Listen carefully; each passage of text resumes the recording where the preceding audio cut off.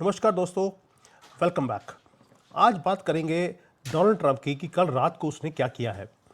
2 और युद्ध शुरू कर दिए हैं उसने, और रियल टाइम में आपके सामने दिखता है कि वो कर क्या रहा है। उसकी स्ट्रेटजी बड़ी क्लियर है। ईरान सिर्फ एक बहाना है, मुद्दा है चाइना को नीचे करना है। ये पहले दिन से बोल रहा हूं, एक दिन आप खुद बोलेंगे थैंक यू ट्रंप। क्यों बोल रहा हूं? दुनिया की किसी की भी शिप स्ट्रेट ऑफ हार्मोज से बाहर निकल नहीं पा रही, और भारत की शिप है कि रुक नहीं पा रही। आपको लगता है कि ये सिर्फ ईरान के साथ हमारे रिलेशन अच्छे हैं उसके कारण ये काम हो रहा है, या अमेरिका का आशीर्वाद भी है जिसके कारण ये काम हो रहा है? क्यों बोल रहा हूं? ब्रिटेन ने अपनी शिप्स को निकालने की कोशिश करी, उसको अटैक किया गया। चाइना ने भी अपनी शिप्स को निकालने की कोशिश करी, उनके ऊपर भी अटैक किया गया। जबकि चाइना का ईरान के साथ, इवन भारत के साथ जो रिलेशन है उससे भी ज़्यादा स्ट्रांग चाइना का ईरान के साथ है। तो ऐसा क्या चक्कर है कि चाइना की जो शिप्स है उसको अटैक कर दिया, भारत को नहीं किया? कुछ तो गड़बड़ है। वो चाहते हैं कि हुआ क्या है। कल रात डोनाल्ड ट्रंप ने एक काम किया। उसने ईरान के अंदर इतनी हैवीएस्ट बम्बार्डमेंट किया है, एक मैसेज भेजने के लिए ईरान को भी और चाइना को भी कि तुम्हें छोड़ने वाला नहीं हो। उसके बाद 2 और कंट्रीज हैं, वो बाद में बताऊंगा। अब जो लाइफलाइन है ईरान की, उसको ख़त्म करने की कोशिश की जा रही है।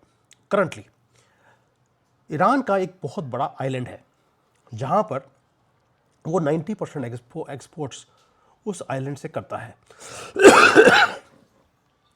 वो जो आइलैंड है वहां से उसके जितने भी एक्सपोर्ट्स हैं ऑयल के, वो चलते हैं ईरान के, यानी कि लाइफलाइन है एक तरह से। लेकिन ईरान को नीचे करने से चाइना का रिलेशन क्या है, ये आपको समझ आएगा बाद में, क्योंकि डोमिनोज है जिसको शुरू कर दिया। डोमिनो मतलब एक पिलर गिरता है तो एक एक करके वो सारे पिलर्स गिरने शुरू होते हैं। और टारगेट डोनाल्ड ट्रंप का बड़ा क्लियर है कि जितने भी ग्लोबल डिक्टेटर्स हैं उसको मुझे नवंबर 2026 से पहले, जब वहाँ पे मिड टर्म इलेक्शन आने वाले हैं, उससे पहले मुझे सबको गिरवाना है। इसलिए आज बता रहा हूँ आपको, ये वो ट्रूथ है जो हमारा इंडियन मीडिया कभी भी कवर नहीं करेगा। आई एम सॉरी टू से, इतने बड़े बड़े ग्रुप्स हैं, लेकिन वो राहुल गांधी ने क्या खाया और कितना सोना सुबह सुबह निकाला, उसी के पीछे लगे हैं। अब बात करते हैं कि डोनाल्ड ट्रंप ने गिरवाया क्या ईरान के अंदर और क्या मैसेज भेजा। जियोपॉलिटिकल हैमर है एक तरह से। यूनाइटेड स्टेट्स की मिलिट्री ने एक अनप्रेसिडेंटेड डेवास्टेटिंग स्ट्राइक किया है ईरान के अंदर। मैंने पहले बताया आपको, आइलैंड का नाम है खार्ग आइलैंड। खार्ग आइलैंड वो है जो कि क्राउन ज्यूल है ईरान की इकोनॉमी का। ईरान उस आइलैंड के बिना सर्वाइव नहीं कर सकता। मैंने पहले बोला आपको, 90% से ज़्यादा जो एक्सपोर्ट्स हैं ईरान के, वो इस आइलैंड से जाते हैं। लेकिन यूएस मिलिट्री ने उस आइलैंड को तबाह नहीं किया। भाई अगर तबाह करना था तो पूरे तबाह करते, नहीं किया। क्या किया? वहाँ गए, वहाँ पर जितने भी नेवी के या उनको माइंस थे, नेवी पड़ी थी, उसको डिस्ट्रॉय कर दिया। वहाँ पे आने जाने के रास्ते को ब्लॉक कर दिया गया। लेकिन जो ऑयल टैंकर है उसे डिस्ट्रॉय नहीं किया। यानी कि एक मैसेज था, वो देना ज़रूरी था उनको कि अगली बार अगर आपने स्ट्रेट ऑफ हॉर्मोज को बंद करने की कोशिश करी तो आपके ये ऑयल टैंकर्स भी ख़त्म कर दिए जाएंगे। यानी कि स्टोरेज टैंक्स जो सारे के सारे हैं वो ख़त्म का मतलब है ईरान परमानेंटली ख़त्म हो गया। ये अल्टीमेट फाइनल वार्निंग है। अब इसका चाइना से मतलब क्या है बताता हूँ। ब्लॉक करने का मतलब है कि यहाँ से जो इलीगली तेल चाइना को जा रहा था वो बंद हो गया है। जो चाइना की जो आखिरी लाइफलाइन थी कि यहाँ से सस्ता तेल आ रहा है, वो ख़त्म हो गया है। अब चाइना के अंदर जो हालत है वो मैं एंड में बताऊंगा, क्योंकि यहाँ पे लोगों ने विद्रोह करना शुरू कर दिया। ये मैं पहली बार देख रहा हूँ कि चाइना में इकोनॉमिक हालत ख़राब होने के बाद लोगों ने सड़कों पे आना शुरू कर दिया है। बाद में अब डोनाल्ड ट्रंप ने क्या किया, उसने एक युद्ध के साथ साथ साइकोलॉजिकल वॉरफेयर उसने करना शुरू कर दिया है। साइकोलॉजिकल वॉरफेयर विद चाइना और विद ईरान ऑल्सो। बड़ा ही अपनी पोजीशन उसने क्लियर कर दी कि भाई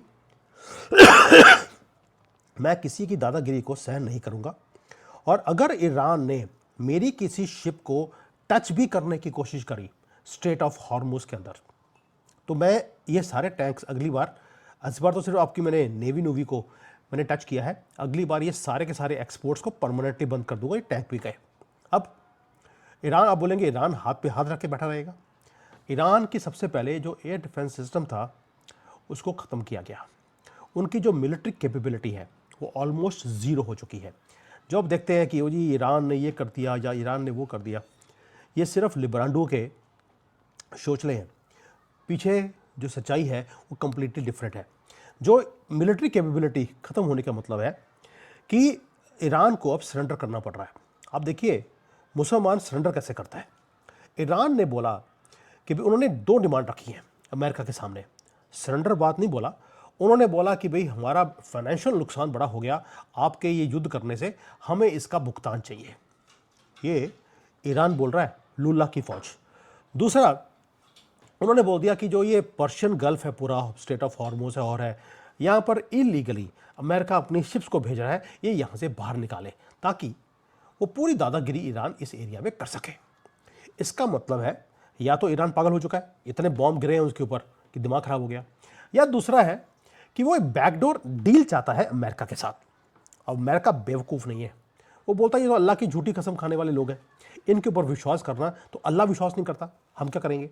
अब वॉशिंगटन ने क्या किया, उन्होंने बोला we will not play your game, there is no deal, either you accept our person जो वहाँ पे प्रेसिडेंट बनेगा, और जो तुम ये पागलपन है इस्लामिक, इसको ख़त्म करोगे।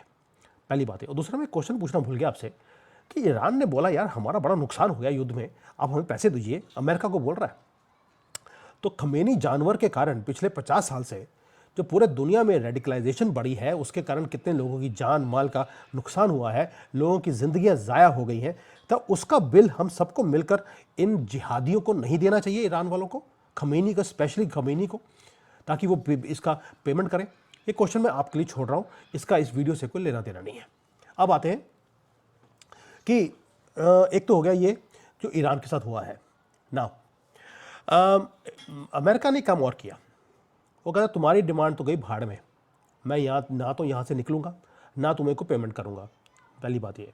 दूसरा, अमेरिका ने काम और किया, उसे मालूम है कि चाइना डेस्परेट है कि यहाँ से तेल निकाल के वो लेके जाए। वॉरशिप्स जितने भी अलाइड फोर्सेस हैं, यानी कि जो दोस्त मुल्क हैं अमेरिका के, उन सबको बुला लिया गया है स्ट्रेट ऑफ हॉर्मुज के पास।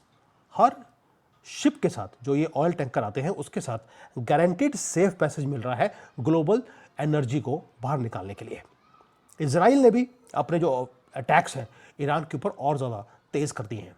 ये सारे काम इसलिए किए जा रहे हैं ताकि जो ईरान की लाइफलाइन एक ही कंट्री रह गया है, वो है चाइना, उसको बंद किया जाए, पहली बात ये। अब जो इजराइल है वो क्या कर रहा है, वो कहता है जो प्रेजेंट है वो आप ख़त्म कीजिए, फ्यूचर ईरान का मैं ख़त्म करता हूँ। वो जो इनकी स्ट्रेटेजिक लेबोरेटरी थी, इनकी जो फैक्ट्री बिल्ड करती हैं एयर डिफेंस सिस्टम को, ड्रोन्स को, वो उनको टारगेट कर रहा है। मुझे लगता है ये फ्री लेसन है मोदी जी के लिए कि मोदी जी अगली बार जब आप पाकिस्तान जाएं उनको गिफ्ट देने के लिए, तो इस तरह से देकर आएँ कि उनकी फौजी फाउंडेशन की जितनी कंपनियां हैं वो सारी तबाह करें प्लीज़। इस तरह नहीं है कि आपने वहाँ पे गंदी सी मस्जिदें तोड़ दी, उनको क्या फ़र्क पड़ता है, गंदी मस्जिदें उनकी हर गली में हैं, आपने 9 तोड़ दी, उनके पास तो 9 लाख हैं, तो फ़र्क नहीं पड़ेगा। आपको इनकी जो लाइफलाइन है उसी को तोड़ना पड़ेगा, जैसे डोनाल्ड ट्रंप और इजराइल कर रहा है, पहली बात ये। दूसरा, ईरान अब कॉर्नर्ड है, ईरान को मालूम है, they are running out of options, और इवन जो उसके अपने अलाइज़ हैं उन्होंने भी हाथ छोड़ना शुरू कर दिया। आपको सुनकर भी हैरानी होगी, हमास ने एक स्टेटमेंट दिया है, वो भीख मांग रहा है ईरान के सामने कि आप अमेरिका को और बाकी कंट्रीज़ को अटैक करना बंद कर दें। कौन बोल रहा है? हमास ईरान को सजेशन दे रहा है कि आप अटैक करना बंद कर दीजिए। अब ये क्यों बोला जा रहा है ये मुझे बताने की ज़रूरत नहीं है, क्योंकि हमासियों की खुद की फटी पड़ी है। इस वक्त ईरान ने नाक में दम किया हुआ है। नाउ आप बोलेंगे कि यार ये तो हो गया कि ईरान के अंदर इतने बॉम्ब ब्लास्ट हो रहे हैं, ईरान के लोग क्या कर रहे हैं? ईरान के लोग भंगड़े डाल रहे हैं, लिटरली दे आर लाफिंग जब वो देखते हैं कि उनकी रजीम डिस्ट्रॉय हो रही है। वीडियोस बाहर आ रही हैं जहाँ पर सिटीजन्स बॉम्ब देखते हैं आता हुआ, दे आर चीयरिंग अप कि हमारी कंट्री के अंदर ये खमीनी जैसे जानवरों की लाशें बाहर निकल रही हैं, they are happy for it. और ये होता है जब आप 49 ईयर्स या 47 ईयर्स से सप्रेस करते हैं कंट्री को, उसके बाद लोग ऐसे ही बाहर निकलते हैं। जैसे 2014 में हिंदू बाहर निकला था, क्योंकि कांग्रेस ने अच्छी तरह से हमारी वाट लगाई थी पिछले 65 साल। अब आते हैं कि जो ईरान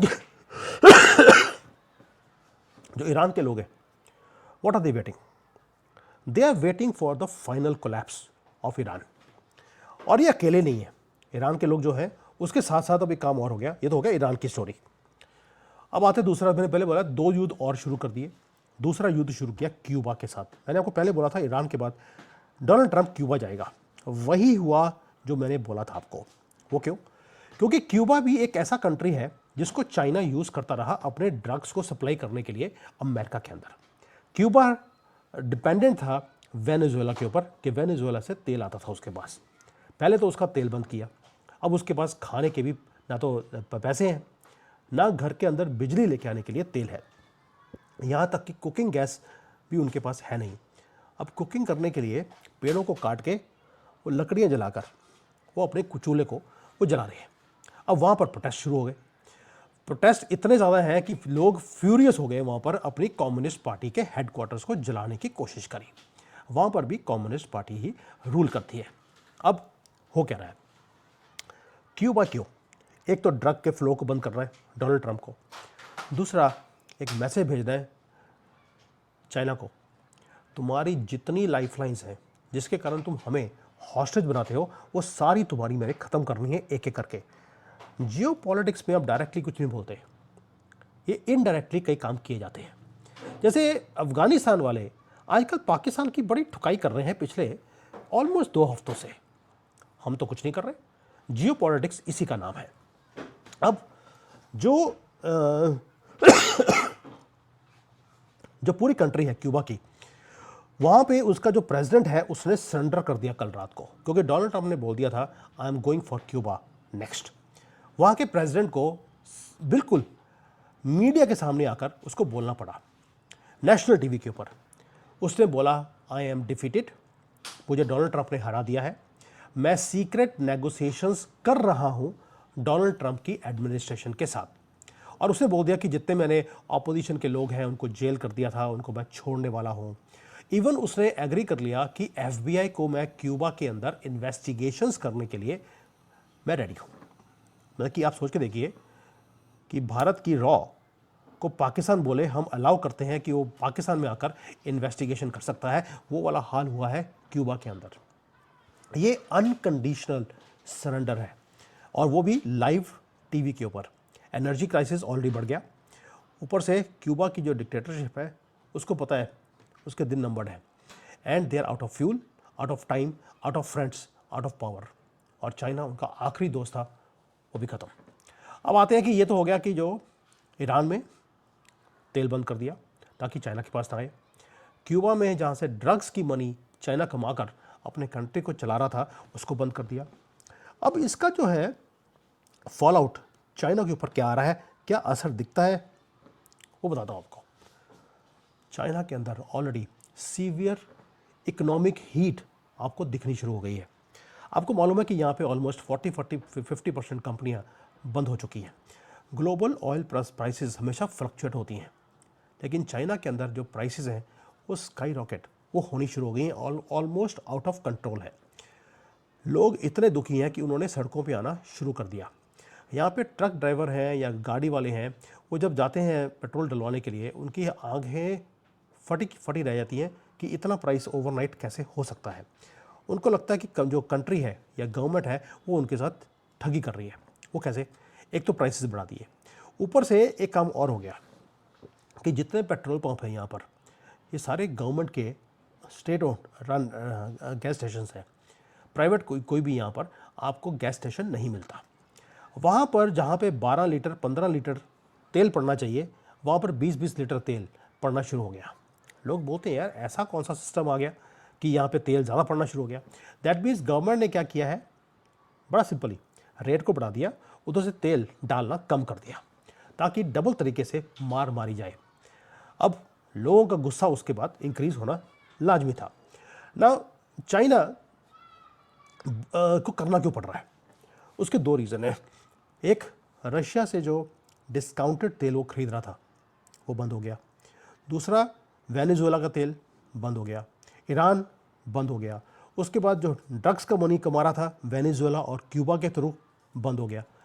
यूएसए का टारगेट वो बिल्कुल ही क्लियर था कि तुम्हारा इलिसिट, जिसको बोलते हैं इलीगल सप्लाई चेन ड्रग्स का या तेल का, वो तुम्हारा मैंने बंद करना है।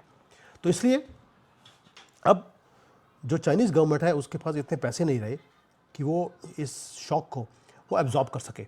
उन्होंने सिंपली लोगों के ऊपर इसको थोप दिया। अब फ्रस्ट्रेशन लोगों की सड़कों पे आनी शुरू हो गई है और सिटीजन्स क्या करेंगे, यहाँ पर ज़्यादा प्रोटेस्ट हो नहीं सकते, हल्का सा रोष दिखाएंगे, उसके बाद बात वहीं की वहीं ख़त्म हो जाएगी। अब ये तो हो गया जो चाइना के अंदर हो रहा है।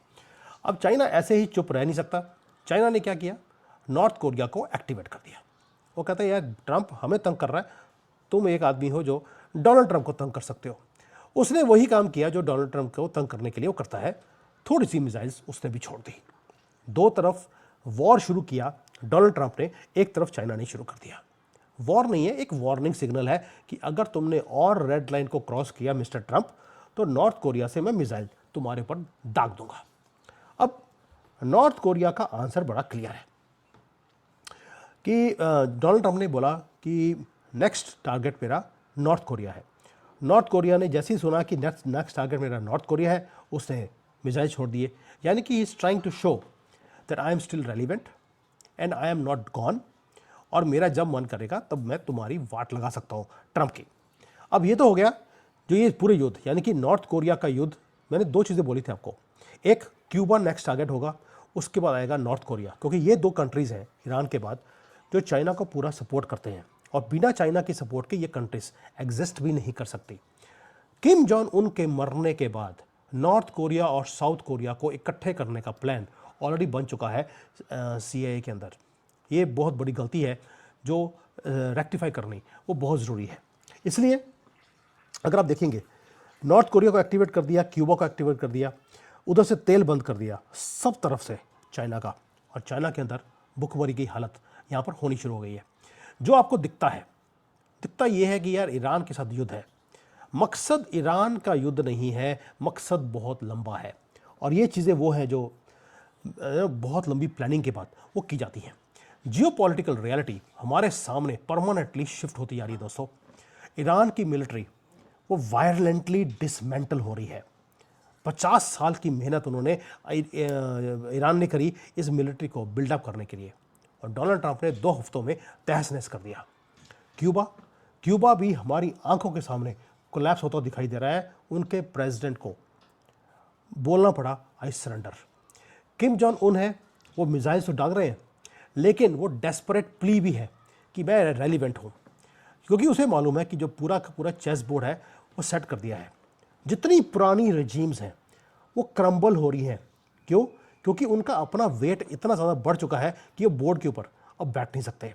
एक तो उनके कंट्री के अंदर करप्शन बहुत ज़्यादा है, दूसरा अमेरिका का प्रेशर इस वक्त इतना ज़्यादा है कि वो नेगोशिएट भी करने की पोजीशन में नहीं है। ऊपर से अमेरिका है कि ये पुराने वाला अमेरिका नहीं रहा, ये डोनाल्ड ट्रंप है। वो बोलता है तुम्हें उसी भाषा में मैं जवाब दूंगा जैसे मोदी जी बोलते हैं। डोनाल्ड ट्रंप को भी वो भाषा समझ आनी शुरू हो गई है। यानी कि मैसेज इज़ एब्सोल्यूट। जो ये एंडलेस अपीजमेंट था कि ईरान को कुछ नहीं बोलना, ये पाकिस्तान को कुछ मत बोलना, न्यूक्लियर बम है उनके पास, वो टाइम गया भाड़ में। अब वही किया जाएगा बिना डर के। वो भी मरना तो है ही है, तो कोई बात नहीं, लड़के मरो ना। रोज़ रोज़ ये डर डर के मरने से अच्छा है एक बार ख़त्म हो। उनका भी स्यापा ख़त्म करेंगे हमेशा के लिए, पाकिस्तान नहीं रहेगा। और हमारे भी यहाँ पर क्या होगा, 30, 40, 50 करोड़ लोग मारे जाएंगे, जिसमें से 30 करोड़ तो जिहादी हैं जिनको हमने ख़त्म करना है। हमारी प्रॉब्लम जो है वो भी परमानेंटली ख़त्म हो जाएगी। तो इसलिए प्लीज़ वॉच, ये टाइम है 2026 का, दिसंबर 2026 तक आप देखेंगे कितनी ग्लोबल डिक्टेटरशिप्स वो ख़त्म होने वाली हैं। और जो दुनिया है it is going to change faster than ever before, and this is writing on the wall. Let's see Iran war के बाद अब होता है क्या। थैंक यू, जय हिंद, वंदे मातरम।